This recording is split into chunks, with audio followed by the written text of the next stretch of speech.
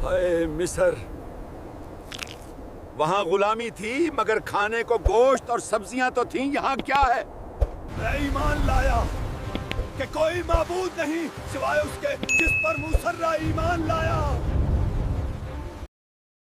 فرعون کی پہنچ قریب آ رہی تھی، اب ان کے چہرے نظر آنے لگے تھے، رتوں کی آواز، گھوڑوں کی ہنہناہٹ۔ اس لمحے میں اللہ تعالیٰ نے حضرت موسیٰ علیہ السلام کو وحی فرمائی، اپنی لاٹھی سمندر پر ماریے، اور اس کا ذکر قرآن مجید میں کچھ یوں ہے: پھر ہم نے موسیٰ علیہ السلام کی طرف وحی کی کہ اپنی لاٹھی سمندر پر مارے۔ حضرت موسیٰ علیہ السلام نے بسم اللہ کہا، اپنے دل میں اللہ تعالیٰ کا نام لیا، اور پھر لاٹھی سمندر پر مار دی۔ اور پھر وہ منظر جو انسانی تاریخ میں کبھی نہیں دیکھا گیا، سمندر حرکت میں آ گیا، پانی دائیں طرف اٹھنے لگا، اوپر اوپر اور اوپر ایک بلند دیوال کی طرح، بائیں طرف بھی ایسا ہی ہوا، اور بیچ میں ایک خشک زمین، نہ کیچڑ نہ دلدل، بالکل خشک سخت زمین جیسے کبھی پانی تھا ہی نہیں۔ قرآن اور تفاسیر میں آتا ہے کہ سمندر میں 12 راستے بنے، ہر قبیلے کے لیے الگ راستہ، اور سب سے حیرت انگیز بات یہ تھی کہ پانی کی دیوار شفاف تھی، ایک قبیلہ دوسرے کو دیکھ سکتا تھا، لیکن پانی کے درمیان دیوار تھا۔ یہ اللہ تعالیٰ کی حکمت تھی تاکہ کوئی گم نہ ہو، سب ایک دوسرے کو دیکھتے ہوئے چلے۔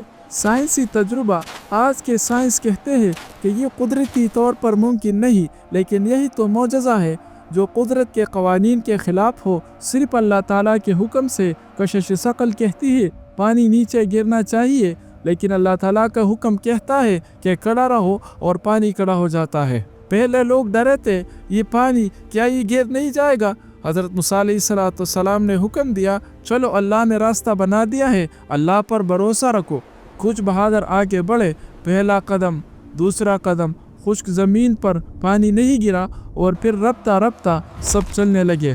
6 لاکھ مرد، لاکھوں عورتیں اور بچے سب سمندر کے بیچ میں سے گزر رہے تھے۔ دائیں طرف پانی کی دیوار بلند پہاڑ کی طرح، بائیں کی طرف بھی، اوپر آسمان، نیچے خشک زمین۔ یہ منظر کتنا عجیب و غریب تھا، بچے حیران تھے، بوڑھے رو رہے تھے، عورتیں اللہ تعالیٰ کا شکر ادا کر رہی تھی۔ یہ صرف جسمانی نجات نہیں تھی، یہ غلامی سے آزادی کا سفر تھا، ذلت سے عزت کا سفر تھا، تاریکی سے نور کا سفر۔ فرعون اپنی فوج کے ساتھ سمندر کے کنارے پہنچا، اور وہ منظر دیکھ کر اس کی آنکھیں پٹی کی پٹی رہ گئی۔ سمندر پٹا ہوا تھا، پانی دیواروں کی طرح کھڑا تھا، بیچ میں خشک راستہ، اور بنی اسرائیل اس میں سے گزر رہے تھے۔ ایک لمحے کے لیے فرعون حیران ہوا، لیکن پھر اس کے غرور نے اسے اندھا کر دیا۔ فرعون نے سوچا، اگر موسیٰ علیہ السلام کر سکتا ہے تو میں کیوں نہیں؟ میں تو فرعون ہوں، میں خود کو خدا کہتا ہوں، یہ سمندر میرے لیے بھی راستہ دے گا۔ فرعون نے اپنی فوج کو حکم دیا، آگے بڑھو، ڈرو مت، یہ کوئی معجزہ نہیں، یہ ایک قدرتی واقعہ ہے، ان کا پیچھا کرو۔ فرعون کی پوری فوج سمندر میں داخل ہو گئی، ہزاروں گھوڑے، سینکڑوں رتھ، ہزاروں سپاہی۔ ادھر آخری بنی اسرائیل بھی دوسرے کنارے پہنچ گیا، سب محفوظ تھے، کوئی نہ ڈوبا، کوئی گم نہ ہوا۔ جب فرعون اور اس کی فوج سمندر کے بیچ میں تھے، اللہ تعالیٰ نے موسیٰ علیہ السلام کو حکم دیا، اب سمندر کو اس کی حالت پر چھوڑ دو۔ اور پھر ایک زور کی آواز، پانی کی دیواریں بہنے لگی، دائیں طرف سے، بائیں طرف سے، اوپر سے پانی کا طوفان۔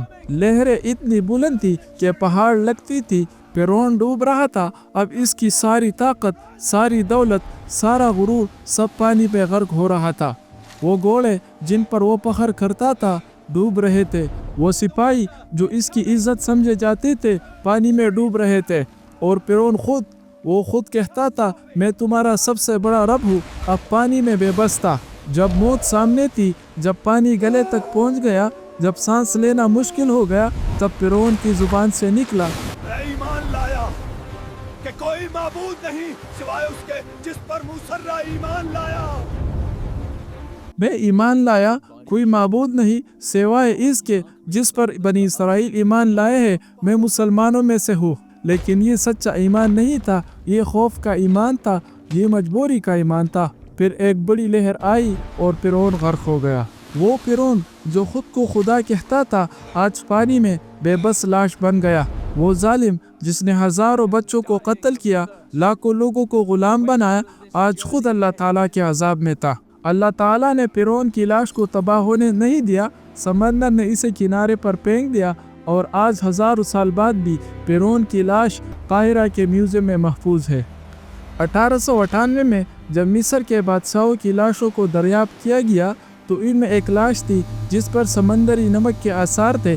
سائنسدانوں نے جب اس کا مطالعہ کیا تو وہ حیران رہ گئے۔ یہ لاش رامسیس دوم کی تھی، جسے بہت سے مورخین فرعون موسیٰ علیہ السلام سمجھتے ہیں، اور یہ اس پر سمندر میں ڈوبنے کے واضح آثار تھے۔ قرآن مجید نے 1400 سال پہلے بتایا تھا، سائنس نے 100 سال پہلے دریافت کیا۔ یہ قرآن کی سچائی کی ایک زندہ دلیل ہے۔ بنی اسرائیل دوسرے کنارے پر کھڑے تھے، سب محفوظ، سب زندہ۔ انہوں نے پیچھے دیکھا، سمندر میں فرعون کی فوج غرق ہو چکی تھی، ان کا سب سے بڑا دشمن مر چکا تھا۔ یہ خوشی منانے کا وقت تھا، شکر ادا کرنے کا وقت تھا، لیکن انسان کی فطرت کتنی عجیب ہے۔ چند دن بعد ہی جب صحرا کا سفر مشکل ہونے لگا، بنی اسرائیل شکایتیں کرنے لگے۔ صحرا میں کھانے کا بندوبست مشکل تھا، یہ ریگستان تھا، نہ درخت، نہ فصلیں، نہ جانور۔ لوگ شکایت کرنے لگے، اے موسیٰ، ہم کیا کہیں گے؟ مصر میں ہم گوشت کھاتے تھے، پیاز، لہسن، یہاں تو کچھ نہیں۔ یہ بات سن کر حیرانی ہوتی ہے، وہ لوگ جو کل تک غلام تھے، جن پر کوڑے پڑتے تھے، آج غلامی کے کھانے یاد کر رہے ہیں۔ لیکن اللہ تعالیٰ رحیم ہے، اس نے ان کی مشکل آسان کر دی۔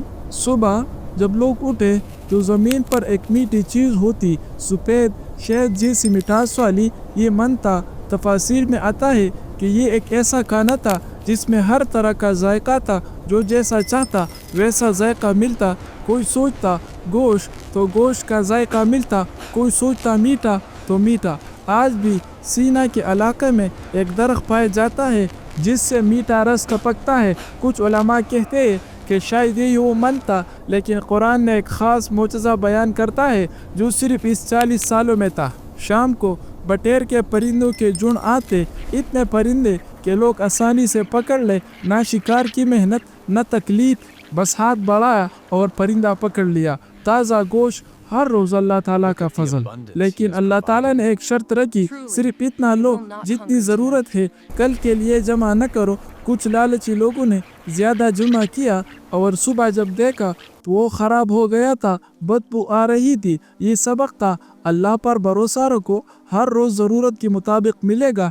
کھانے کا بندوبست تو ہو گیا، لیکن پانی کی کمی تھی، صحرا میں پانی کی قلت ہوتی ہے۔ لوگ پھر شکایت کرنے لگے۔ اللہ تعالیٰ نے حضرت موسیٰ علیہ السلام سے فرمایا کہ اپنی لاٹھی ایک مخصوص پتھر پر مارے۔ جب موسیٰ علیہ السلام نے اپنی لاٹھی اس پتھر پر مار دی تو اس سے 12 چشمے نکل آئے، ٹھنڈا، صاف، میٹھا پانی، ہر قبیلے کے لیے ایک چشمہ۔ اب سوچے، کھانے ہے من و سلوہ سے، پانی ہے پتھر سے، آزاد ہے، فرعون سے نجات ہے۔ کیا یہ کافی نہیں تھا؟ لیکن انسان کی فطرت، وہ پھر بھی شکایت کرتا رہا۔ فرعون تو مٹ گیا، لیکن امتحان ابھی ختم نہیں ہوا۔ سامنے کوہ طور بلا رہا ہے۔